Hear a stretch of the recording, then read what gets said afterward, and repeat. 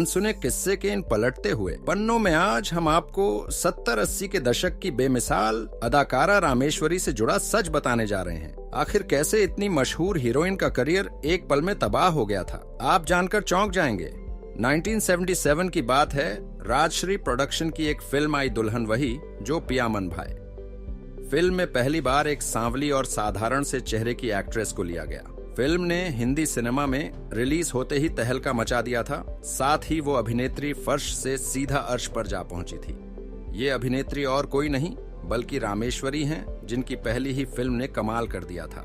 तल्लूरी रामेश्वरी का जन्म आंध्र प्रदेश के काकीनाडा में 6 जनवरी 1958 के दिन हुआ था। बचपन से ही रामेश्वरी को उनके दोस्त हीरोइन कहकर पुकारा करते थे।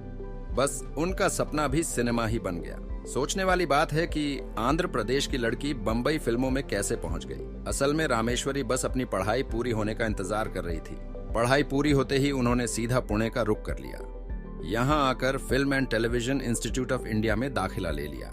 अभिनय की बारीकियां सीखी और 1975 में एक्टिंग में ग्रेजुएट बनकर निकली। इत्तेफाक की बात है कि इसी दौरान राजश्री प्रोडक्शन वाले एक फिल्म प्लान कर रहे थे, जिसके लिए उनको एक सांवली रंग वाली साधारण सी अभिनेत्री की तलाश थी। रामेश्वरी को यह बात पता लगी तो उन्होंने ऑडिशन दिया और फिल्म में कम्मो के किरदार के लिए चुन ली गई। फिल्म वही थी, दुल्हन वही जो पिया मन भाए। पहली ही फिल्म से रामेश्वरी ने सफलता के सारे रिकॉर्ड तोड़ डाले। लोगों को उनके भीतर जया भादुरी की छवि दिखने लगी। रामेश्वरी ने इसी साल तेलुगु फिल्म सीता मां लक्ष्मी के लिए सर्वश्रेष्ठ अभिनेत्री का फिल्म फेयर अवार्ड भी जीत ली। 1978 में मिथुन के साथ आई उनकी फिल्म मेरा रक्षक भी हिट हो गई। ये वो दौर था जब इंडस्ट्री में रामेश्वरी के नाम का खौफ बड़ी बड़ी हीरोइन में होने लगा था। अभिनेत्रियां उनकी सफलता से हैरान थीं। रामेश्वरी उस दौर की छोटी बड़ी सभी हीरोइन के लिए अचानक से खतरा बन गई थी। डायरेक्टर, प्रोड्यूसर भी उनको हाथों हाथ फिल्मों के लिए साइन करते जा रहे थे। मगर फिर अचानक सब कुछ बदल गया। उनकी किस्मत ने धोखा दे दिया। ये बात 1989 की है। एक फिल्म बन रही थी, सुनैना। इस फिल्म में रामेश्वरी को अंधी लड़की का किरदार निभाना था। एक दिन शूटिंग के दौरान की बात है, उनको घोड़े पर बैठकर सवारी करनी थी। सब कुछ ठीक चल रहा था कि अचानक रामेश्वरी घोड़े से गिर गई और उनकी एक आंख से खून बहने लगा। वहां तहलका मच गया। अभिनेत्री को इलाज के लिए अमेरिका भेजा गया। वहां डॉक्टरों ने कहा कि ऑपरेशन के लिए 9 महीने का इंतजार करना होगा। इसके बाद उनकी आंख का ऑपरेशन तो हो गया, मगर उनकी एक आंख छोटी हो गई।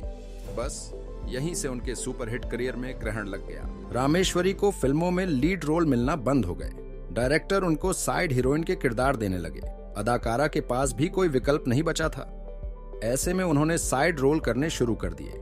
हीरो की बहन, भाभी, मां से लेकर हीरोइन की दोस्त या बहन जैसे किरदार ही अब उनको मिलते थे। धीरे धीरे लीड हीरोइन की लाइन से ही वो बाहर हो गई और उनका करियर बर्बाद हो गया।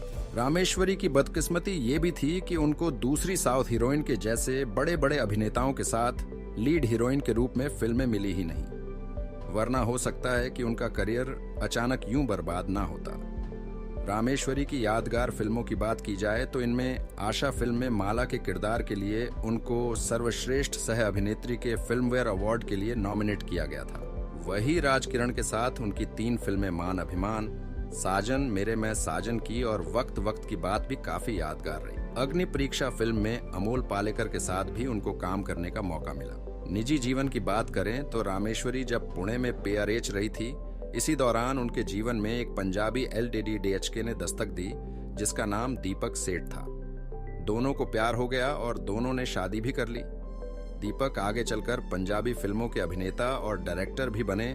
दोनों के 2 बेटे हुए, भास्कर प्रताप और सूर्य प्रेम। आखिरी बार रामेश्वरी साल 2011 में आई फालतू फिल्म में नजर आई थी। वैसे वो अब अपना बिजनेस शुरू कर चुकी है। उन्होंने नेमली नेचुरल्स के नाम से अपना एक ब्रांड शुरू किया है, जिसमें वो नेचुरल स्किन केयर और आरोमा थेरेपी प्रोडक्ट बनाती है। दोस्तों, आपको रामेश्वरी कैसी लगती है?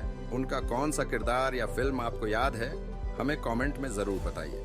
ऐसे और भी किस्सों को सुनने के लिए अभी सब्सक्राइब